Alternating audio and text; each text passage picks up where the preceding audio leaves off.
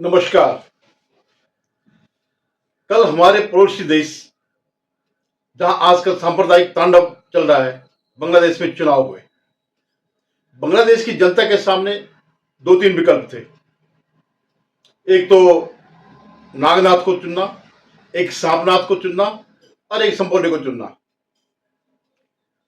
ये जो चुनाव जो हुए हैं, ये उसकी परिणति थी जो पिछले एक साल पहले शेख हसीना को जो है सत्ता से हटा दिया था। एक खूनी क्रांति समझ लीजिएगा। हालांकि वो बच गई थी, भारत ने उसको बचा दिया था और उसको भारत में ले आए थे। शेख हसीना आप जानते ही होंगे, मुजीबुर रहमान के जो पहले इनके राष्ट्रपति थे और बंगबंधु थे और उसके राष्ट्रपिता कहते थे। लेकिन जैसे इनकी आदत है ही है, किसी के प्रति कोई रहम नहीं, तो उनका सब परिवार पूरा मार दिया था। उस समय शेख हसीना और उसके बहनें लंदन में निर्वासित थी, इसलिए वो बच गए। बाकी उनके चाचा वाचा जितने भी था, पूरा परिवार जला दिया, मार दिया गया था। तो काफी समय से बांग्लादेश की राजनीति दो दो ध्रुवीय राजनीति थी। एक तरफ शेख हसीना की पार्टी आवामी लीग और एक तरफ जियाउर रहमान थे और उनकी पत्नी खालिदा जिया। उनकी उनकी जो पार्टी थी बीएनपी, बांग्लादेश नेशनलिस्ट पार्टी, इन दो के बीच ही चलता था। तो पिछले 15 साल से लगातार शेख हसीना जीत रही थी। जमायत इस्लामी पार्टी जो इसमें भी लड़ी, ये पहले भी थी, लेकिन उसकी हरकतों की वजह से शेख हसीना ने, आवामी लीग ने उस पर बैन लगा दिया था। तो ऑलमोस्ट ये पहली बार ये भी चुनाव लड़ रही थी। और जो अभी क्रांति जो हुई थी, जो खूनी क्रांति हुई थी शेख हसीना के खिलाफ, उसमें इसका मुख्य रोल था। और ये जो पार्टी है, ये प्रो पाकिस्तान, प्रो इस्लाम, इस्लामिक प्रो इस्लामिक कट्टर इस्लाम, जैसे अभी उन्होंने अपने घोषणा पत्र में कहा कि बांग्लादेश एक इस्लामिक राष्ट्र है, क्योंकि यहाँ हिंदुओं की कोई महत्व नहीं है, हिंदुओं की कोई जनसंख्या नहीं है, 2% हिंदू है, उनका कोई वो नहीं है। और ये उसी हिसाब से चलेगी, इस्लामिक रूल के हिसाब से ही चलेगी, ये उनका कहना था। ये वो लेकर के चली थी। एक पक्ष और भी था, वो था जनजी, जिसने एक क्रांति करी थी। वो कौन था? उनकी पार्टी थी एनसीपी, नेशनल सिटीजन पार्टी, जिसमें ये जितने भी ये छात्र थे, पता नहीं छात्र थे क्या थे, लेकिन वो सब इसमें शामिल थे। तो इनका भी एक वो था, ये भी चुनाव लड़े। और एक पक्ष और है जो चुनाव नहीं लड़ा, लेकिन उसके बगैर इस पूरे बांग्लादेश का जिक्र करना बेकार है। वो है मोहम्मद यूनुस, जो सलाहकार के रूप से, एक एजेंट के रूप पर वहां पर बिठाया गया था विदेशी शक्तियों द्वारा। और कौन सी शक्तियां थी, अभी तक इसमें सस्पेंस पड़ा हुआ है कि क्या ये चीन के एजेंट था या क्या ये सीआईए का एजेंट था। पश्चिमी एजेंट ज्यादा लग रहा है, क्योंकि इसको वो मिला था, नोबेल प्राइज मिला था आर्थिक क्षेत्र में, क्योंकि इसने वहां छोटे छोटे बैंकों की स्थापना करी, जैसे हमारे यहाँ ग्रामीण बैंक कहते हैं, वैसे इन्होंने वो किया था। लेकिन अगर जिसको उठाना होता है वेस्ट वालों को, जिस पर उन्होंने दांव लगाना होता, उसको इस तरह की मददें करते हैं वो। जैसे आपने देखा होगा कि हमारे यहाँ जो मेगा साइसाई पुरस्कार है, वो ऐसे लोगों को मिलता है, जैसे अरविंद केजरीवाल जैसे लोगों को, जिनको उन्हें मोहरा बनाना होता है।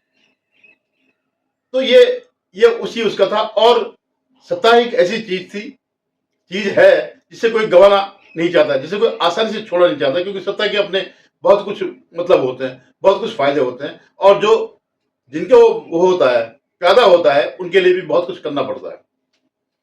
तो अब जो कल चुनाव के जो परिणाम आए, आज आए परिणाम, उसमें से 2/3 बहुमत बांग्लादेश नेशनल पार्टी यानी बीएनपी को मिला, जिसके वर्तमान नेता है खालिदा जिया और जियाउर रहमान का बेटा तारिक रहमान, जो करीबन 20 साल बाद लंदन से जिसकी वापसी हुई। तो अगला प्रधानमंत्री जो है यही बनेगा। जो ये वो थी, जो इनकी पार्टी थी जमात ए इस्लाम, वो बुरी तरह पिटी। 50 के आसपास उनकी सीटें आई। क्यों आई?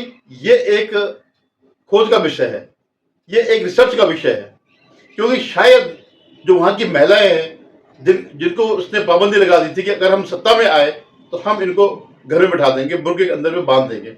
आज के जमाने में ये करना बड़ा मुश्किल है, और ये केवल भारत में ही संभव है। भारत और पाकिस्तान में हालांकि नहीं है, मतलब मानते तो वो भी है, लेकिन मैंने वहां देखा नहीं कि बुर्के में रहते हैं। वो केवल भारत में जिद की वजह से कि हमें इस देश को इस्लामिक देश बनाना है, इसलिए जबरदस्ती बच्चियों को बुर्के में बिठाया जाता है, उनको पहनाया जाता है। बाहर भले ही वह आधुनिक रूप से दिखे, लेकिन अंदर उनका यही हाल है आज। जबकि असली इस्लाम अरब वाले या टर्की वाले वो कोई बुर्का में नहीं रहते हैं। वो सिर्फ भारत के कुछ लोग जो अपने को सेकुलर कहते हैं, खुद जीन्स में रहते हैं, स्कर्ट में रहते हैं, लेकिन उन पर ये लादते हैं धर्म के नाम पर। और फिर बाकी जो ये मुल्ला मौलवी जो भी इनके स्कूल है, मदरसे वदरसे, सब जगह से ये सब प्रचार होता है। ये भारत में ही होता है और जगह कहीं नहीं होता है, और बांग्लादेश में अब होने वाला था। तो ये जो 20 साल बाद जो ये बीएनपी सत्ता में आई, इसका क्या ये देखना पड़ेगा, इसका क्या परिणाम होगा भारत की दृष्टि से। दोनों, चाहे वो बीएनपी हो या इनकी जमायत इस्लाम, वो दोनों लगभग बराबर थे। लेकिन बीएनपी क्योंकि पहले भी सत्ता में रह चुकी है और वो एकदम पर कट्टर इस्लामिक नहीं थी।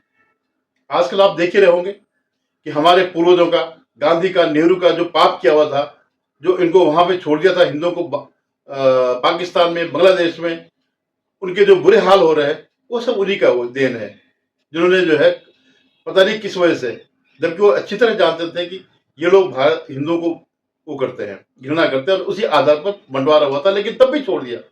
इसमें एक और भी किरदार था, जोगिंद्रनाथ मंडल।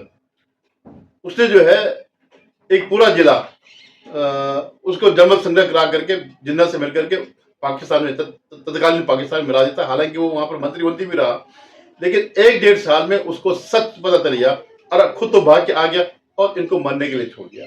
8% से आज 2% हिंदू रह गए वहां पर। कहाँ चले गए? वहां के मुसलमान यहाँ भले ही आ गए हो, लेकिन हिंदू नहीं आ पाए बेचारे। तो ये जमायत इस्लामी पर बहुत कुछ ये संभावना है कि वहां की महिलाओं ने इनको नहीं वोट दिया होगा। और दूसरी बात क्या है, वहां भी कुछ ना कुछ पढ़े लिखे लोग होंगे जिनको लगा होगा कि जो ये जमायत पार्टी है और जो मोहम्मद यूनुस का जिसे सांठगांठ है, ये एंटी भारत है। और क्योंकि उन्होंने एक खुशहाली का दौर देखा भारत से दोस्ती करने के बाद, शेख हसीना के टाइम पर उनकी आर्थिक स्थिति बहुत अच्छी हो गई थी, भारत ने बहुत कुछ सहयोग किया। भारत की यही सबसे बड़ी कमजोरी है कि अपने दुश्मनों को भी हम वो पिलाते हैं, दूध पिलाते हैं। जैसे शेख हसीना गई, उन्होंने मार काट कर दी हिंदुओं का, अभी तक मारे जा रहे, कल तक जो है चुनाव के दिन तक भी हमारे हिंदू मारे जा रहे थे।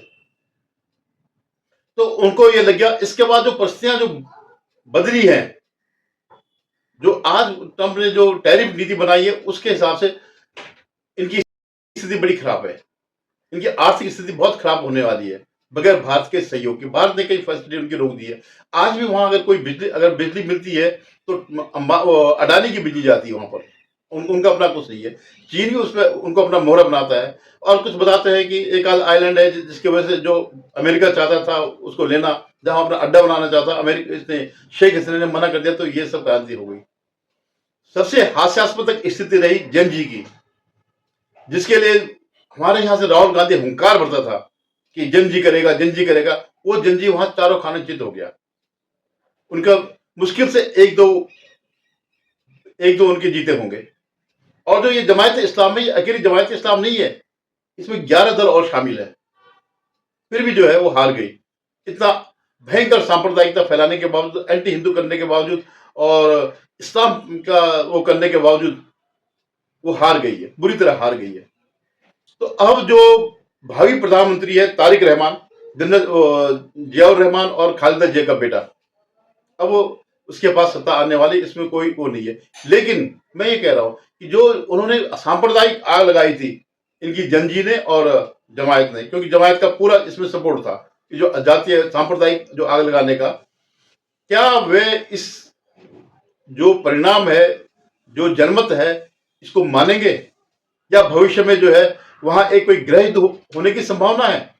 यह एक बहुत बड़ा वो होगा, क्योंकि भावनाएं इतनी गहरी बैठ गई है एंटी हिंदू कि उसका निकलना बड़ा मुश्किल है। भले वोट, क्योंकि क्या होता है कि दंगा करने के लिए कुछ ही लोग काफी होते हैं, बहुमत भले ही ना हो, लेकिन दंगा करने के लिए हिम्मत होती है और जज्बा होता है कि हमने ये करना ही करना है। क्योंकि इनको घुट्टी बनाई जाती है कि ये जीवन तो कुछ है नहीं, हम तो ये खुदा के नाम पर है, हमारा असली जीवन मरने के बाद होगा। इसलिए जो वो लोग जो उसमें चले जाते हैं, उनके लिए ये सब कुछ मायने नहीं रखता है। तो अगर उनके अंदर आग होगी अभी मुझे नहीं लगता इतनी जल्दी आग ये बुझ जाएगी। अब मैं तारिक रहमान पे आता हूं। हालांकि चीन का बहुत बड़ा वहां पर प्रभाव है, लेकिन अगर आर्थिक दृष्टि से देखें तो चीन उतना वो नहीं कर पाता, नहीं कर पाएगा उसकी मदद। अमेरिका भी तो नहीं करेगा। हालांकि उन्होंने जीरो टैरिफ कर दिया है, लेकिन जीरो टैरिफ के साथ जो शर्तें लगाई है, आप भूल जाए कि राहुल गांधी क्या कह रहा है, कांग्रेस क्या कह रही है कि साहब उन्होंने बड़ा अच्छा कर दिया, कुछ नहीं किया। उनकी शर्त यह है कि तुम हमारे यहाँ से महंगा माल मंगाओगे, तो चाहे जीरो टैरिफ रहेगा तब भी महंगा माल मंगाओगे और उसको अपने यहाँ भेजोगे। इवन जो कॉटन वॉटन जो बाहर से वो ले जाते हैं, बड़ा सस्ता कॉटन ले जाते हैं, वो भी उनको वहीं से मंगाना पड़ेगा, वहीं के किसानों से सब कुछ मंगाना पड़ेगा। उन्होंने अपना पूरा मार्केट खोलना पड़ा और वो डंपिंग करेंगे यहाँ पर। तो इनके पास क्या बेचेंगे वो? भाई 0% भी किया तब भी इनका जो कपड़े जो जाएंगे भारत के कपड़ों से टक्कर नहीं ले पाएंगे, क्योंकि इनको लॉजिस्टिक बहुत महंगा पड़ेगा। पहले जो भारत सुविधाएं देता था वो भारत ने बंद कर दी। और मुझे नहीं लगता अगर इस सरकार ने गलती करी जैसे पहले करी थी बांग्लादेश को मदद करके और उसको एक पैरों में सक्षम बनाने के लिए, तो वो गलती मुझे नहीं लगता है कि अन्ना मैं चाहता हूं कि मोदी सरकार अब दोबारा करे, तारिक रहमान को वो सुविधाएं दे कि वो फिर मौजूद हो जाए। और हमारे जो वामपंथी, आपको याद होगा बहुत से लोगों को कहते हैं कि भारत से अच्छी अर्थव्यवस्था तो बांग्लादेश की है। हालांकि वो बोलते थे गया कोई नहीं, उसमें वहां से घुसपैठी होती आ रही है और अभी तक होती आ रही है। अब ये मोहम्मद यूनुस का क्या होगा? जो ये एक वो था, इनका एक प्यादा था विदेशी शक्तियों का, उसके पास उसका जो आगे वो था जिसको उसका समर्थन था जमायत, वो तो हार गए। मोहम्मद यूनुस तो एक नंबर एक सांप्रदायिक व्यक्ति है। मैंने बताया कि ये तो प्यादा है, इस तरह से प्यादे विदेशी जो है रखते हैं देश में अराजकता फैलाने के लिए। तो उस प्यादे को जो है उसका भविष्य क्या होगा? तो संभावना यही लग रही है कि जो तारिक रहमान है, जो होने वाले प्राइम मिनिस्टर है, वो उसको बहुत ज्यादा महत्व नहीं देंगे और वो अपना चले जाएगा जहां उसका घर वर है, कहीं पेरिस वेरिस में बताते हैं घर है, हो गई भाई। प्यादा है तो कहीं ना कहीं बाहर तो एक स्थायी है ही है, हो गई। अब तारिक रहमान, अब मैं मोहम्मद यूनुस वाली बात क्यों इसमें स्पेशली कह रहा हूं, क्योंकि मोहम्मद यूनुस वो व्यक्ति था जिसने हमारे सर्जिल जो इस्लाम था, जो आजकल जेल में बंद है, जिसने कहा चिकन नेक को दबा दो तो भारत का नॉर्थ ईस्ट खत्म हो जाएगा। तो इसके भी वही स्वप्न है, इसने भी वहीं से प्रेरणा ली चिकन नेक वाली। तो चीन को भी कहा कि देखिए ये 22-27 किलोमीटर का हुआ है, आप यहाँ से आ जाइए और इसकी ज्यादा एंट्री कर दीजिए और आप डायरेक्ट जो है बांग्लादेश और हमारे आपके बीच सीधे सीधे सड़क के रास्ते संबंध बन जाएगा। और क्या बयान देता हूं कि जो नॉर्थ ईस्ट है उसके हम कस्टोडियन है, क्योंकि हमने चारों तरफ से हम उनके पास रास्ता सिर्फ हमारे पास है। हालांकि इस बीच इंफ्रास्ट्रक्चर इतना बढ़ा दिया नॉर्थ ईस्ट का मोदी सरकार ने कि वो लोग भी आश्चर्यचकित हैं कि नॉर्थ ईस्ट को, कि हमें अब जाकर के इन्होंने अपना माना भारत सरकार ने जब से मोदी जी आए। इसीलिए नॉर्थ ईस्ट में सबसे ज्यादा अगर प्रभाव है तो बीजेपी का, जिसको पहले कुछ भी नहीं था, कोई नाम लेने वाला नहीं था। अभी तो कई चीजें आ रही है असम के नीचे से। अभी जो एक कल इसी बजट में 18,000 करीबन की एक परियोजना है ब्रह्मपुत्र के नीचे से टनल ले जाने की, जिसमें ट्रेन भी जाएगी, बसें भी जाएंगी, ताकि जो है कोई दिक्कत ना हो, आने जाने की सुविधा हो जाए। तो ऐसी कई बहुत सी परियोजनाएं हैं। तो वो जो इनका ये वो था, स्वप्न था कि चिकन नेक को काटने का स्वप्न, माने इस उसका मोदी ने उसका, वो भी शायद पूरा नहीं होगा। क्योंकि ठीक है बोलने में कुछ नहीं जाता, लेकिन भारत की सेना इतनी कमजोर नहीं है और भारत ने फिर इस पर अपनी स्ट्रेटेजी बनाई होगी कि इस चिकन नेक को कैसे चौड़ा करना है, क्योंकि भारत की बड़ी लंबी सीमा है बांग्लादेश से मिलती हुई। ऑलमोस्ट बांग्लादेश तीन तरफ से जो है भारत से ही घिरा हुआ है, तो ये सीमा जो है पूरी 4,000 किलोमीटर के आसपास है। इसमें से वो जो पोर है जो घुसपैठियों के, वो बंद करने भारत को भी है। तो अगर उसने मदद कर दिया तारिक रहमान ने, तो शायद संबंध अच्छे सुधरे। लेकिन मैं फिर भी कहता हूं इनमें विश्वास करने लायक नहीं। भारत ने जिनको आजाद कराया, अपने सैनिकों की कुर्बानी दी, वो वही लोग कह रहे हैं कि भारत का इसमें कोई रोल नहीं था, हमने कुछ वो किया, हमारे सैनिक शहीद हुए हैं इस सारे उसमें। धन्यवाद। आपसे निवेदन, आप मेरे चैनल को सब्सक्राइब करिएगा, शेयर कीजिएगा और